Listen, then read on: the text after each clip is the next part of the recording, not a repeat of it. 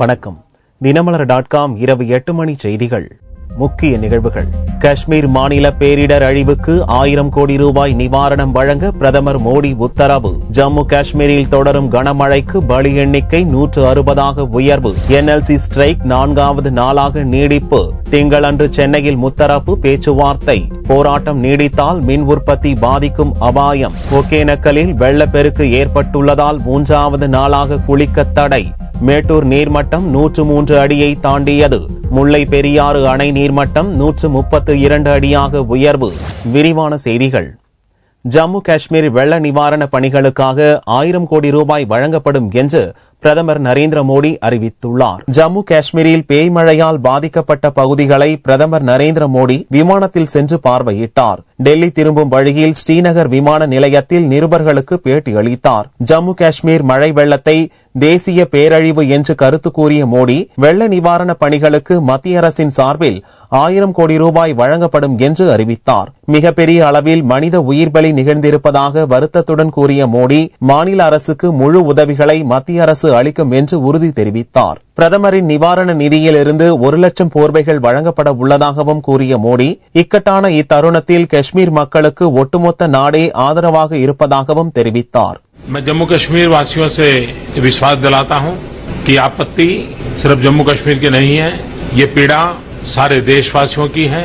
ये national level का disaster है और भारत सरकार पूरी तरह कंधे से कंधा मिला करके यहाँ की सरकार के साथ और आप सबके साथ खड़ी है और आपको कोई कमी महसूस न हो, इसके लिए भरसक प्रयास किया जाए। और इसलिए आज मैं पहली किस्त के रूप में 1000 करोड़ रुपया और स्पेशल असिस्टेंस के रूप में जम्मू कश्मीर सरकार को देने का निर्णय मैंने किया है. பாகிஸ்தான் ஆக்கிரமிப்பு காஷ்மீரிலும் வெள்ள பாதிப்புகள் அதிகம் இருப்பதை சுட்டிக்காட்டிய பிரதமர் மோடி, பாகிஸ்தானுக்கு வெள்ள நிவாரண உதவிகளை வழங்க இந்திய அரசு தயாராக இருப்பதாகவும் அறிவித்துள்ளார். காஷ்மீரில் மழை வெள்ளத்துக்கு பலியானவர்களின் எண்ணிக்கை 160 தொட்டுள்ளது. வெள்ள தடுப்பு மற்றும் மீட்பு பணி நடவடிக்கைகள் தீவிரமடைந்துள்ளன. உத்தரகாண்டில் கடந்த ஆண்டு தாண்டவமாடிய பேய் மழைக்கு நிகராக ஜம்மு காஷ்மீரில் கடந்த ஒரு வாரமாக பெய்து வரும் கனமழையால் மாநிலம் முழுவதும் வெள்ளக்காடாகி உள்ளது. கடந்த 55 ஆண்டுகளில் இல்லாத அளவுக்கு பேய்மழை கொட்டி தீர்த்துள்ளதாக காஷ்மீர வாசிகள் அதிர்ச்சியில் உறைந்துள்ளனர். நிலச்சரிவு, வெள்ளத்தில் அடித்துச் செல்லப்படுதல், வீடுகள் இடிதல் போன்ற சம்பவங்களில் சிக்கி பலியானவர்களின் எண்ணிக்கை 160 உயர்ந்துள்ளது. ஞாயிறன்றும் தொடர்ந்து மழை பெய்ததால் ஜீலம் நதியில் பல இடங்களில் உடைப்பு ஏற்பட்டு ஸ்ரீநகரில் தலைமைச் செயலகம், உயர்நீதிமன்றம் உட்பட முக்கிய கட்டடங்களும் நீரால் சூழப்பட்டுள்ளன. புல்வாமாவில் வெள்ளத்தில் சிக்கிய பொதுமக்களை மீட்கச் சென்றபோது படகு மூழ்கியதில் 2 ராணுவ வீரர்கள் மாயமாகினர். அவர்களை தேடும் பணியும் முடுக்கிவிடப்பட்டுள்ள போதும் அவர்கள் இறந்திருக்கலாம் என்று அஞ்சப்படுகிறது. Most of the areas affected Akhnoor और उसके वेस्ट और ईस्ट साउथ ईस्ट में है और करीब 400 विलेजेस, जो मुझे डिविजनल कमिश्नर बता रहे हैं, 400 विलेजेस बह गए हैं. हमने अपनी पूरी मदद लोगों के लिए लगा दी है. हमारे एफर्ट्स में कोई कमी नहीं रहेगी. आज लकीली मौसम थोड़ा सा बेहतर है, पानी का लेवल शायद कम हो रहा है जगह जगह पे, लेकिन flood relief missions will continue. ये मैं JNK के लोगों को एश्योर करना चाहता हूं, कश्मीर के भाइयों और जम्मू कश्मीर के भाइयों और बहनों को, कि हमारी तरफ से, एयरफोर्स की तरफ से उनकी पूरी मदद हो. வெள்ளத்தில் சிக்கியவர்களை மீட்க மீட்பு படகினர் விரைந்து வருவார்கள் என்றும், எனவே பொதுமக்கள் பீதி அடைய வேண்டாம் என்றும் முதல்வர் உமர் அப்துல்லா ஞாயிறன்று ட்விட்டர் மூலம் தெரிவித்துள்ளார். பணி நிரந்தரம் செய்ய வலியுறுத்தும் NLC தொழிலாளர்களின் வேலை நிறுத்தம் 4வது நாளாக தொடர்ந்துள்ள நிலையில் திங்களன்று சென்னையில் முத்தரப்பு பேச்சுவார்த்தை நடக்கிறது. கடலூர் மாவட்டம் நெய்வேலியில் உள்ள NLC ஒப்பந்த தொழிலாளர்கள் உச்சநீதிமன்ற உத்தரவின்படி தங்களை பணி நிரந்தரம் செய்ய கோரி தொடர்ந்து போராடி வருகின்றனர். பணி நிரந்தரம், சம வேலைக்கு சம ஊதியம், நிர்ணய சம்பளம் உள்ளிட்ட 6 அம்ச கோரிக்கைகளை வலியுறுத்தி 10க்கும் மேற்பட்ட தொழிற்சங்கங்களின் ஆதரவோடு வேலைநிறுத்த போராட்டம் தொடர்ந்து வருகிறது. இந்த போராட்டத்திற்கு அக்டோபர் 7ஆம் தேதி வரை சென்னை உயர்நீதிமன்றம் இடைக்கால தடை விதித்திருந்தது. தடை மீறிய வேலைநிறுத்த போராட்டம் ஞாயிறன்று 4வது நாளாக நீடித்துள்ளது. சென்னையில் திங்களன்று மண்டல தொழிலாளர் கமிஷனர் தலைமையில் முத்தரப்பு பேச்சுவார்த்தை நடக்க உள்ளது. பணி நிரந்தரம் செய்ய கோரி நடைபெறுகிற இந்த போராட்டத்தை NLC நிர்வாகம் சீர்குலைக்கிற வகையில் சென்னை உயர்நீதிமன்றத்திலே தேவையில்லாத ஆதாரங்களை கொடுத்து, பொய்யான ஆவணங்களை கொடுத்து ஒரு தடை உத்தரவை பெற்றிருக்கிறது. அந்த தடை உத்தரவு எங்களுக்கு கிடைக்கப்பெற்ற பிறகு அது குறித்து சட்ட வல்லுநர்களோடு ஆலோசனை நடத்தி உரிய தீர்வு காண்பதற்கு நடவடிக்கைகளை மேற்கொள்வோம். வருகிற 8ஆம் தேதி நடைபெறுகிற பேச்சுவார்த்தையிலும் சுமூக தீர்வு எட்டப்படாத நிலையில் 9ஆம் தேதி நடைபெறுகிற பேரவைக் கூட்டத்தில் இந்த போராட்டத்தை தீவிரப்படுத்துவது குறித்து ஆலோசனை நடத்தப்படும் என்பதை நாங்கள் தெரிவித்துக் கொள்கிறோம். பணிமூப்பு அடிப்படையில் ஒப்பந்த தொழிலாளர்களை நிரந்தரம் செய்ய வேண்டும் என்று கடந்த ஆண்டு உச்சநீதிமன்றம் உத்தரவிட்டிருந்தது. இந்த உத்தரவை நிறைவேற்ற கோரி தற்போது உண்ணாவிரத போராட்டம் நடந்து வருகிறது. போராட்டம் நீடித்தால் மின் உற்பத்தி பாதிக்கப்படும் அபாயம் உருவாகும் என்று அஞ்சப்படுகிறது. கர்நாடக நீர்பிடிப்பு பகுதிகளில் தொடர் கனமழை காரணமாக ஒகேனக்கலில் வெள்ளப்பெருக்கு ஏற்பட்டுள்ளதால் 3வது நாளாக பயணிகள் குளிக்க தடை நீடித்துள்ளது. கடந்த சில நாட்களாக கர்நாடக நீர்பிடிப்பு பகுதிகளில் கனமழை பெய்து வருகிறது. இதனால் கிருஷ்ணராஜசாகர் அணை மற்றும் கபினி அணைகளில் நீர் நிரம்பி உபரி நீர் வெளியேற்றப்பட்டு வருகிறது. இதன் காரணமாக ஒகேனக்கல் அருவிக்கு செல்லும் பாதைகள் மூடப்பட்டு 3வது நாளாக ஞாயிறன்றும் சுற்றுலா பயணிகள் குளிக்க தடை விதிக்கப்பட்டது. கர்நாடக அணைகளில் இருந்து 29,000 கன அடி நீர் வந்து கொண்டிருக்கிறது. இந்நிலையில் மேட்டூரின் நீர்மட்டம் ஞாயிற்றுக்கிழமை அன்று காலை நிலவரப்படி 103.56 அடியை தாண்டியது. மேட்டூருக்கு வினாடிக்கு 24,718 கன அடி நீர் வந்து கொண்டிருக்கிறது. அணையில் இருந்து வினாடிக்கு 20,900 கன அடி நீர் வெளியேற்றப்பட்டு வருகிறது. அணையில் 69 டிஎம்சி அளவுக்கு நீர் இருப்பு உள்ளது. முல்லை பெரியாறு அணையின் நீர்மட்டம் ஞாயிற்றுக்கிழமை நிலவரப்படி 132.10 அடியாக உயர்ந்துள்ளது. அணைக்கு 1,315 கன அடி நீர் வந்து கொண்டிருக்கிறது. அணையில் இருந்து 900 கன அடி நீர் வெளியேற்றப்படுகிறது. 5,188 கன அடி நீர் இருப்பு உள்ளது. நாகை மாவட்டத்தில் ஆற்று நீர் வயலுக்குள் புகுந்ததால் 100 ஏக்கர் சம்பா சாகுபடி நாசம் அடைந்துள்ளன. நாகை மாவட்டம் மயிலாடுதுறையை அடுத்த அகரகீரங்குடியில் செல்லும் மகிமலை ஆறு கடந்த சில ஆண்டுகளாக தூர்வாரப்படாமல் இருந்தது. விவசாயிகளின் கோரிக்கையின் பேரில் இந்த ஆண்டு மகிமலை ஆறு தூர்வாரப்பட்டது. இதில் தற்போது 1 கிலோமீட்டர் தூரத்திற்கு தூர்வாரப்படாமல் காட்டாமணக்கு உள்ளிட்ட செடிகள் மண்டி காடு போல காட்சியளிக்கிறது. இந்நிலையில் மகிமலை ஆற்று பாசனத்திற்கு தண்ணீர் திறந்துவிடப்பட்டுள்ளது. அந்த நீர் அகரங்கீரங்குடி வடிகால் வாய்க்கால் வழியாக விளைநிலங்களுக்குள் புகுந்ததால் 100 ஏக்கர் நிலத்தில் பயிரிடப்பட்டிருந்த சம்பா பயிர்கள் தண்ணீரில் மூழ்கி நாசமாகின. மேல் பகுதி தூர் வாரணத்தால கீழ்பகுதி தூர் வாரத்தினால வதற தண்ணி பின்னாடி கிழக்க போகாம அப்படியே மேற்கே எங்க வடிவாய்க்கால் மூலமாக உள்புகுந்து கிராமம் முழுக்க ஒரு 100 ஏக்கர் நிலம் அப்படியே மூழ்கி போயிட்டுது. நான் இது வருங்கிறது எங்களுக்கு கஷ்டம் தெரிஞ்சுதான் அவர்கிட்ட மனு கொடுத்தோம். நாங்க கிட்டத்தட்ட ஒரு 50 விவசாயிகள்கிட்ட கையெழுத்து வாங்கி மனு கொண்டு போய் விவசாயிகள் குறை தீர்ப்பினால மனு கொடுத்தேன். இது வரைக்கும் நடவடிக்கை எடுக்கல. தண்ணீர் வரும் முன்பு முன்னெச்சரிக்கை நடவடிக்கையாக ஆற்றை தூர்வார வேண்டும் என விவசாயிகள் விடுத்த கோரிக்கையை பொதுப்பணித்துறை அதிகாரிகள் அலட்சியப்படுத்தியதால் தான் இத்தகைய நஷ்டம் ஏற்பட்டுள்ளதாக தெரிவித்த விவசாயிகள் தமிழக அரசு உடனடியாக மகிமலை ஆற்றை தூர்வார நடவடிக்கை எடுக்க வேண்டும் என கோரிக்கை விடுத்துள்ளனர். ராமநாதபுரம் ஏர்வாடி தர்காவில் சந்தனக்கூடு திருவிழா கொடியேற்றத்துடன் துவங்கியுள்ளது. ராமநாதபுரம் மாவட்டம் கீழக்கரை அருகே உள்ள ஏர்வாடி தர்கா முஸ்லிம்களின் புண்ணிய ஸ்தலமாக விளங்கி வருகிறது. இங்கு பாதுஷா நாயகம் அடக்கமாகி உள்ளார். இந்த தர்காவுக்கு வரும் நோயாளிகள் பூரண நலமடைந்து செல்வதாக நம்பப்படுகிறது. ஆண்டுதோறும் இங்கு சந்தனக்கூடு திருவிழா சிறப்பாக கொண்டாடப்படுகிறது. இந்த ஆண்டுக்கான 840வது சந்தனக்கூடு திருவிழா இளம்பச்சை நிறக்கொடி ஏர்வாடியில் இருந்து குதிரைகள் புடைசூழ யானையின் மீது வைத்து ஊர்வலமாக எடுத்து வரப்பட்டது. பின்னர் சிறப்பு பிரார்த்தனைகளுடன் கொடிக்கம்பத்தில் ஏற்றப்பட்டது. இதில் கேரளா, ஆந்திரா உள்ளிட்ட வெளிமாநிலங்களில் இருந்து 20,000க்கும் மேற்பட்ட அனைத்து மத பக்தர்கள் கலந்து கொண்டனர்.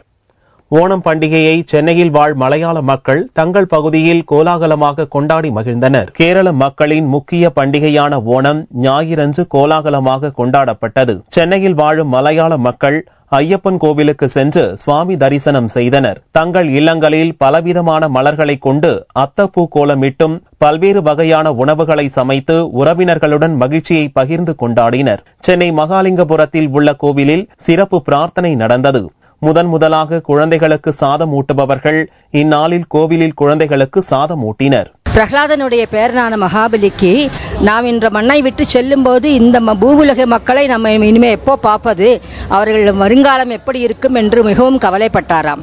அவரது கவலையை போக்குவதற்காக ஸ்ரீமன் நாராயணன் அவருக்கு கொடுத்த வரம்தான் இந்த திருநோண நல்லாளிலே உங்கள் மக்களை வந்து பார்த்து கொள்ளுங்கள் என்று ஒரு அனுகிரகம் செய்து வாமனமூர்த்தியும் அவர் கூடவே வருவதாக ஐதீகம். மகாராஜாவான சக்கரவர்த்தியானவர் நம்மை பார்க்க வரும்போது நாமும் சந்தோஷமாக இருந்து அவரையும் சந்தோஷமாக எதிர்கொண்டு அழைத்து அவரை மதித்து அவருக்கு பூஜை செய்து வணங்குவதே ஓணம் பண்டிகையுடைய முக்கியமான நோக்கமாகும்.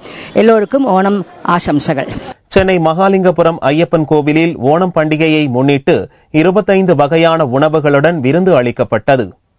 சென்னையில் ஆயிரக்கணக்கான போலீசாரின் பாதுகாப்புடன் நூற்றுக்கணக்கான விநாயகர் சிலைகள் ஞாயிற்றுக்கிழமை அன்று கடலில் கரைக்கப்பட்டன. விநாயகர் சதுர்த்தி விழா கடந்த 29ஆம் தேதி நாடு முழுவதும் கோலாகலமாக கொண்டாடப்பட்டது.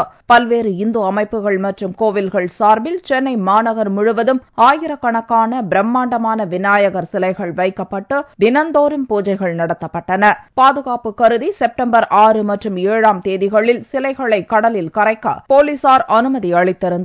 சென்னை பட்டினப்பாக்கம் பகுதியில் இந்து முன்னணியினர் வைத்திருந்த விநாயகர் சிலைகள் உட்பட நூற்றுக்கணக்கான சிலைகள் கடலில் கரைக்கப்பட்டன.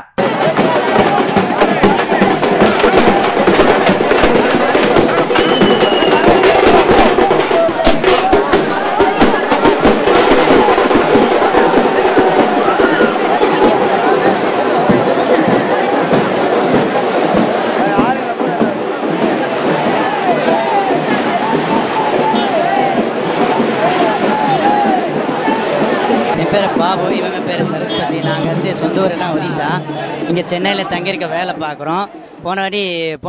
போன வாரம் விநாயகர் சதுர்தசியில் இந்த மாதிரி கரைக்கிறாங்க புள்ளியரெல்லாம்.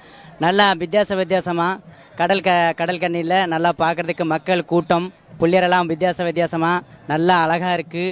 விநாயகர் சிலை கரைப்பு நிகழ்ச்சிக்காக ஊர்வலம் செல்லும் பாதை விநாயகர் சிலை அமைக்கப்பட்டிருந்த இடத்தில் துவங்கி கடலில் கரைக்கும் இடம் வரை 18,000க்கும் மேற்பட்ட போலீசார் பாதுகாப்பு பணியில் ஈடுபடுத்தப்பட்டிருந்தனர்.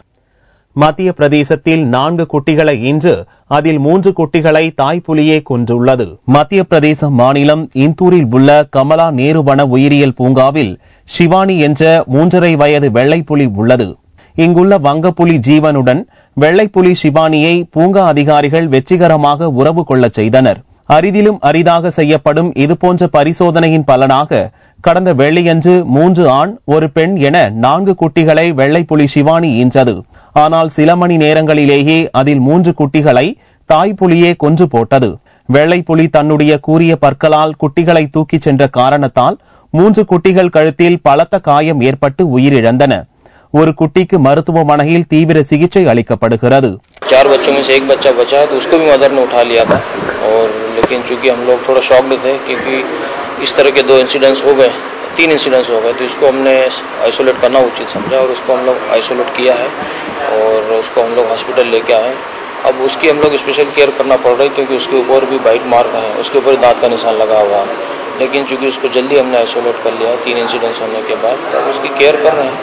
फिलहाल जो मौत के जो कारण समझ में आ रहे हैं वो चूंकि पहली बार मदर बनी थी और उसको मदरहुड का अनुभव नहीं था और बच्चों को कैसे उठाया जाता है ये भी उसको शायद अनुभव था. इसी कारण उसको जो कैनाइन्स थे उसके कारण उसकी इंजरी हुई है. कैनाइन बॉडी के अंदर फंस गए थे, उसके कारण उसके इंटरनल हेमरेज हुआ और इंटरनल हेमरेज होने के कारण उसकी डेथ हुई.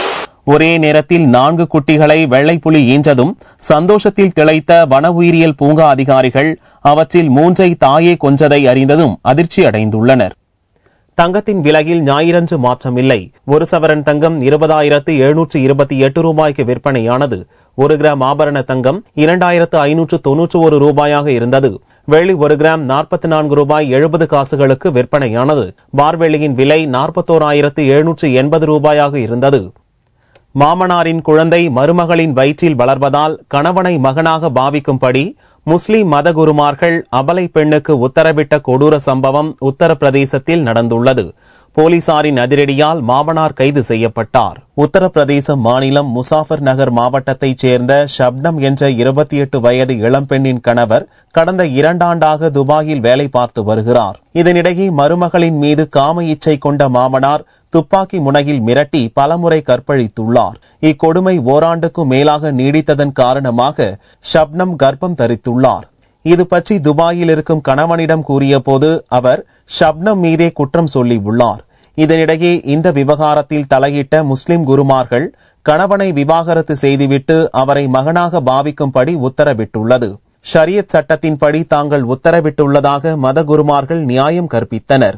மத குருமார்களின் உத்தரவால் அதிர்ச்சியடைந்த ஷப்னம் நியாயம் கேட்டு மாவட்ட கலெக்டரிடம் புகார் அளித்துள்ளார்.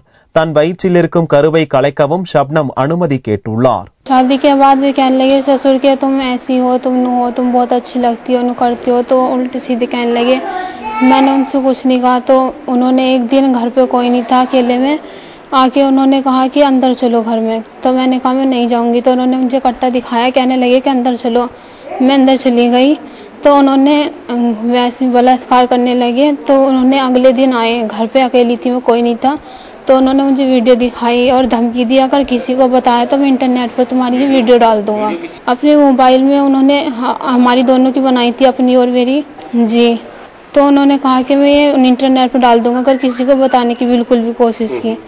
तो मैंने किसी से नहीं बताया। वहाँ पे मैंने अपनी सास से कहा कि ससुर ऐसे ऐसे करते हैं, ऐसे ऐसे उनकी गलत निगाह। तो उन्होंने कहा कि गलत इल्जाम लगा रही है तू हमारे पति पर, ऐसी बात नहीं है। तो उन्होंने उल्टी सीधी मुझे की, मेरी सास ने 6 बच्चे को गिरवाना चाहते। तब उन्होंने मना कर दिया कि रखने के लिए। तो मैं क्या करूँ, कहाँ लेके जाऊँ इसको। तब वे मानते नहीं है कि किसी का है तो मना करते हैं, लड़का मना करता है और वे भी दोनों मना करते हैं. கருவை கலைக்கும் ஷப்னத்தின் கோரிக்கை குறித்து ஆராய்ந்து வருவதாக கலெக்டர் கூறினார். एक महिला के द्वारा प्रार्थना पत्र दिया गया है कि उसका अबॉर्शन करवा दिया जाए और उसकी परमिशन दी जाए. केवल इतना सा मामला जानकारी में है. उनके जो आरोप है उनके बारे में जब पूछताछ की गई कि कोई एफआईआर है या किसी को पता है तो उनके द्वारा स्पष्ट मना किया गया. तो मामले की इसमें जांच कराई जा रही है. इसमें सीएमओ साहब को एप्लीकेशन फॉरवर्ड की गई है कि किस एक्ट के अंतर्गत इनको अबॉर्शन की अनुमति दी जाए, उसको दिखवाया जा रहा है. फिलहाल ये जानकारी में आया कि किसी प्रकार की कोई शिकायत नहीं की गई थी, लेकिन फिर भी मामले की जानकारी करवाई जा रही है.